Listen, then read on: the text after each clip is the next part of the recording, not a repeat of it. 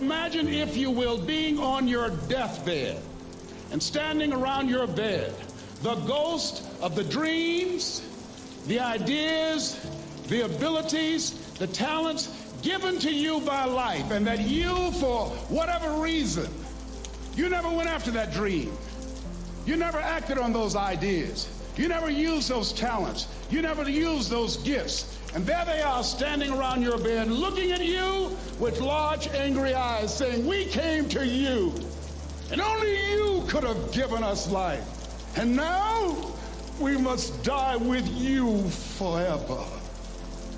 See, most people stop short of their dreams and park and get off the highway of life because of the rejections of life. You will always be rejected.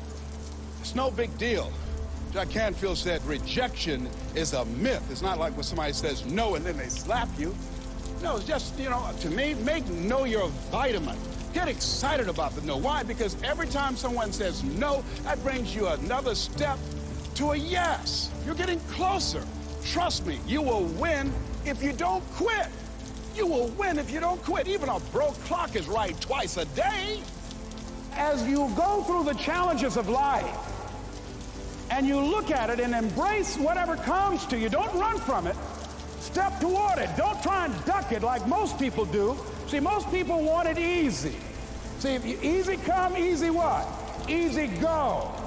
See, but when you go at what you're going to deal with and you deal with the difficulties of it, when you handle those hard things close at hand, making those hard decisions right now that you don't want to make, learning those things that you don't like to do, but you know that in order for you to get where you want to go, this is one of the hoops that you have to flip through.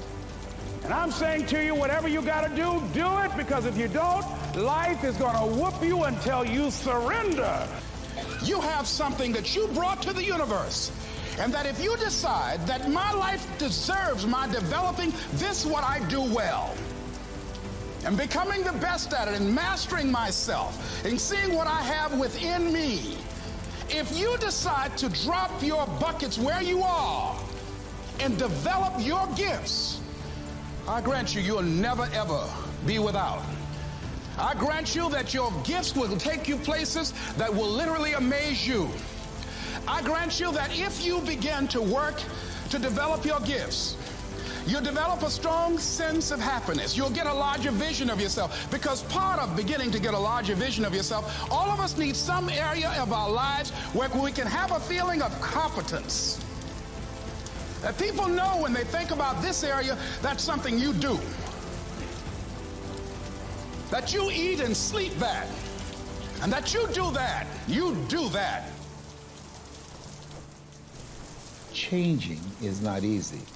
But changing your life, changing habits, reinventing yourself, picking yourself up after life has knocked you flat on your back.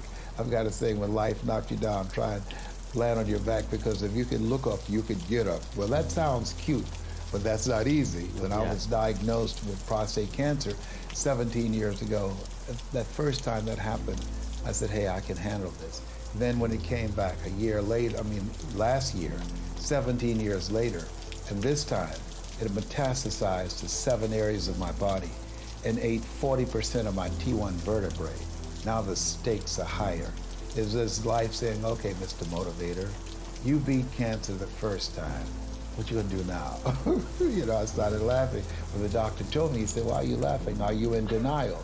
I said, no. I said, I feel like Mother Teresa. He said, what do you mean? She said, Lord, I know you know how much I can bear. I just wish you to have so much confidence in me. I said, the stakes are higher. So I've got to dig in and got to fight more. Because at the end of the day, life is a fight for territory. And once you stop fighting for what you want, what you don't want will automatically take over. And so it's a fight, it's a challenge in life, every day. And what we have to do is embrace it. What we have to do is see it as a project to be worked on. In life, you will always be faced with a series of God-ordained opportunities, brilliantly disguised as problems and challenges. And so I see even Cancer is a gift, is a God-ordained opportunity. If you died today, what dreams, what ideas, what talents, what books, what music, what leadership, what voice will die with you? There are a lot of people who are biting their fingers in fear that they might lose their jobs. But there are few people who have decided within themselves, I'm going to make it. Some people aren't waiting to be cut. Some people are moving on their own because they feel within themselves, I've got what it takes to make it. They're not afraid about tomorrow because of how they see themselves, because of what they feel that they deserve, because of what they feel that they can create for themselves.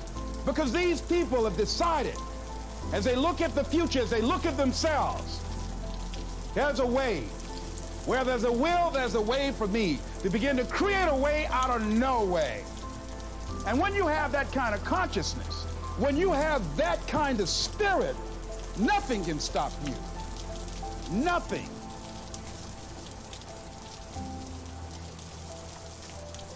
There's no secret to success.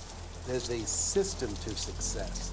And no matter what organization you become a part of, the system works if you work it. If you don't work it, it won't work.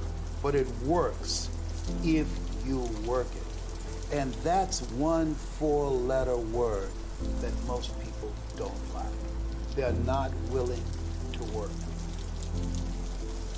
There are winners, and there are losers, and there are people who have not discovered how to win. And all they need is some coaching. All they need is some help and assistance, just a little support. All they need is some insight or a different strategy or plan of action to make some adjustments that will open up the key to a whole new future for them, that will give them access to the unlimited power that they have within themselves. That's all that they need. So what I want you to do is think about something you want for you, that's real for you, that's important for you, that will give your life some special meaning and power. And I don't even want you to say, I can do that. I don't want you to assume that. See, 5 years ago, when I started out in this area, I would not have been able to make the mental leap that I would be up to where I am right now. I don't want you to begin to just psych yourself out. No. I want you to be able to say something to yourself that will enable you to maintain a level of integrity with yourself. That when you say this, even when you face tremendous setbacks, it will be a benchmark to keep you in the game, to keep you moving forward and experimenting and readjusting your strategy and your plan of action, continuously looking for ways to win. I think we have to reflect on, who am I? Why am I here? What drives me? If I died today, what 3 words would I want said about me if I died today? You know, what is it that defines me? You know, how do I define myself? So I went to the next mode necessary to start talking to people and seeking and asking for what I wanted and leveraging relationships and trying to find out, how do the people do it that went ahead of me? How do they do it? And then what is it I need to do? How is it I need to train myself, to develop myself? What's the resources that will be required in order to make it happen? And as I start seeking out and asking questions, I started running into people who said, I know someone who can help you do that.